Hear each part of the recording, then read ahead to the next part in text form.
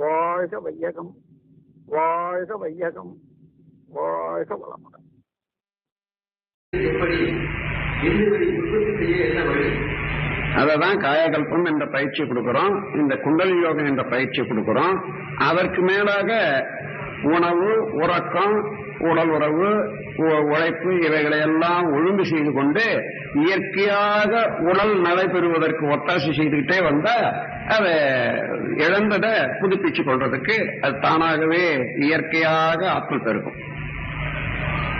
இன்று கெட்டிப்படுத்தி சரீர சமாதி அடைய விரும்புகிறேன்.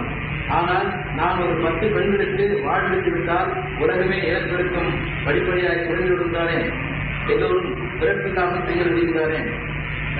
அந்த காலத்துல அங்க இருக்கக்கூடியவங்க அதை பற்றி சிந்திக்கட்டும். இதுவரைக்கும் இப்போ குறைக்கிறது தான் நம்ம வேலை.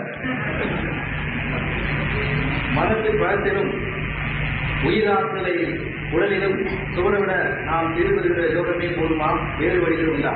இந்த யோகம் தான், அதுக்கு பேர் தான் காயகல்பம்.